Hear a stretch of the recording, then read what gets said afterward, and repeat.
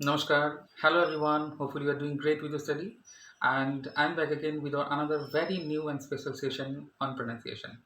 And always remember, if you correct your pronunciation from the beginning, then your English speaking skill will be excellent in future. So we must work on our pronunciation so that we can also speak in future like a pro. Okay? Okay then, without wasting a time, let's get started.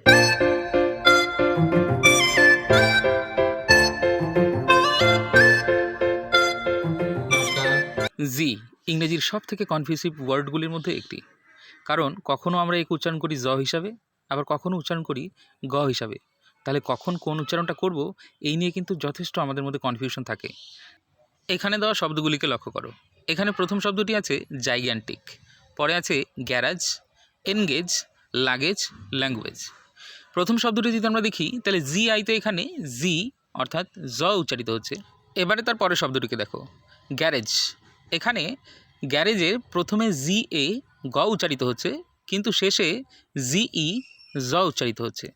তাহলে এটা অনেকটাই কনফিউসিভ।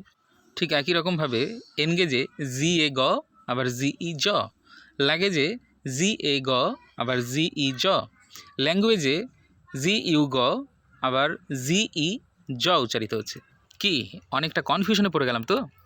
কোনো চিন্তা নেই, তোমাদের এই confusion দূর করার জন্যই আমি আজ নিয়ে এসেছি EIY এর ফর্মুলা। এটা শিখে নিলেই তোমরা খুব সহজেই মনে রাখতে পারবে কোথায় জি এর উচ্চারণ জি হবে আর কোথায় গ হবে। তাহলে চলো দেখে নেওয়া যাক প্রথমে কিছু উদাহরণ। এখানে আমরা তিনটি উদাহরণের সারি দেখতে পাচ্ছি। প্রথম সারিতে বলা আছে gem, general, genius, generate, gender, genuine, gesture. এখানে যদি তোমরা লক্ষ্য করো, দেখো সবগুলো শব্দের প্রথমেই জিই আছে। তাহলে জিই দিয়ে যদি কোনো ওয়ার্ড শুরু হয়, অথবা জিই যদি কোনো ওয়ার্ডের শেষে, মাঝখানে বা যে কোনো জায়গায় থাক না কেন, তাহলে জিই এর উচ্চারণ অর্থাৎ জি এর উচ্চারণ জ হবে। পরের সারিতে দেখো জায়েন্ট, জিরাফ, জিঞ্জার, জিস্ট, জিস্টফুল। এখানে যদি আমরা দেখি তো সবগুলি শব্দই কিন্তু এখানে জিআই দিয়ে শুরু হয়েছে, আর এর উচ্চারণ আছে জ। ঠিক একই রকমভাবে জিম, জিনম্যাস্ট, জিপসি, জাইরেট, জিপসাম, জিমন্যাস্টিক, এই যে শব্দগুলি দেখতে পাচ্ছি এখানে কিন্তু জিওয়াই দিয়ে শুরু আছে। তাহলে এখন আমাদের মনে রাখতে হবে জিই, জিআই আর জিওয়াই দিয়ে যে কোনো শব্দই থাক না কেন তার উচ্চারণ কিন্তু জ হবে।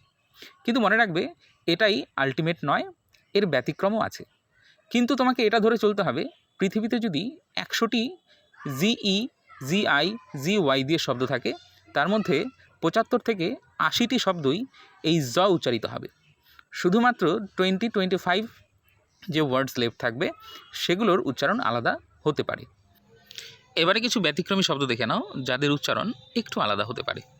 যেমন প্রথম সারিতে আমরা দেখছি gate, gear, guess, guest, guilt, gel. এই শব্দগুলো জিই দিয়ে শুরু হলেও এর উচ্চারণ কিন্তু জি হলো না, অর্থাৎ গ হলো। ঠিক একই রকমভাবে দ্বিতীয় সারিতে থাকা উদাহরণগুলি পড়ে আমরা বুঝতে পারবো give, gift, girl, gig, giggle, গিডি।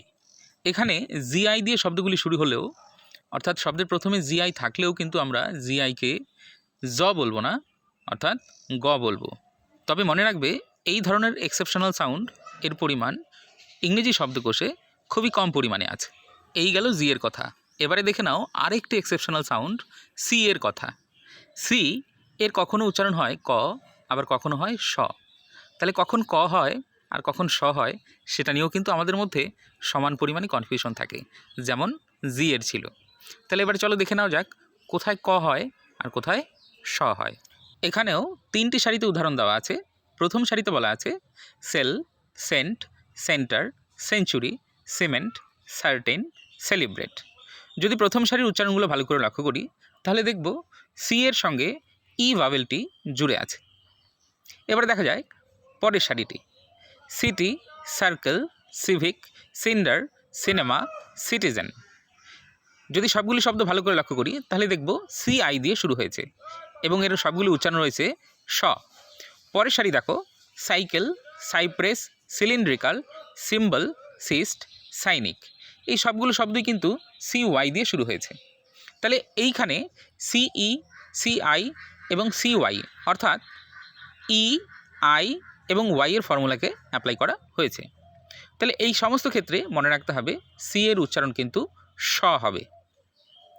অর্থাৎ মনে রাখবে পৃথিবীতে যদি CE, CI এবং CY দিয়ে 100টি শব্দ থাকে, তার মধ্যে 75 থেকে 80টি শব্দের উচ্চারণ স হবে, কিন্তু এর ব্যতিক্রমও আছে। এবার এখানে থাকা উদাহরণগুলিকে ভালো করে লক্ষ্য করো। এই উদাহরণগুলির মধ্যে কোনোটিতেই কিন্তু EI, Y এর ফর্মুলাকে অ্যাপ্লাই করা হয়নি। তাহলে দেখো প্রথম সারিতে থাকা উচ্চারণগুলি কেমন হতে পারে। ক্যাট, কেক, কার, ক্যাম্প, ক্যামেরা। দ্বিতীয় সারি cold, colour, corn, cotton, college. তৃতীয় সারি class, clock, clean, clear, climb. এখানে আমরা দেখতে পাচ্ছি সি এর সঙ্গে যদি এ ভাওয়েলটি জুড়ে থাকে তাহলে সি এর উচ্চারণ ক হয়, যদি সি এর সঙ্গে ও জুড়ে থাকে তাহলেও তার উচ্চারণ ক হয়, এবং সি এর সাথে আলাদা কনসোনেন্ট এল যদি জুড়ে থাকে তাহলেও কিন্তু তার উচ্চারণ ক হয়। শুধু তাই নয়, আমাদের মনে রাখতে হবে ই, আই এবং ওয়াই বাদে সি এর সঙ্গে অন্য যে কোনো লেটারই যদি জুড়ে থাক না কেন তাহলে কিন্তু তার উচ্চারণ ক হবে। আশা করি বিষয়টি তোমাদের কাছে স্পষ্ট হয়েছে। এবারে থাকছে হোমওয়ার্কের পালা। আজকের ক্লাসের উপর ভিত্তি করে আমি তোমাদের জন্য তৈরি করেছি একটি 60 শব্দের মধ্যে প্যারাগ্রাফ। সেই প্যারাগ্রাফের মধ্যে জি এবং সি এর ডিফারেন্ট ইউজ কেস দেওয়া আছে। তোমরা সঠিকভাবে তার উচ্চারণ করে পড়বে এবং অডিও ফাইল করে আমাকে হোয়াটসঅ্যাপে পাঠাবে। আমি প্রত্যেকের প্রোগ্রেস চেক করব এবং সেখানে প্রয়োজনীয় কমেন্ট করব। ঠিক আছে, তাহলে দেখা হচ্ছে আরেকটি নতুন ক্লাসে। সবাই ভালো থেকো। নমস্কার।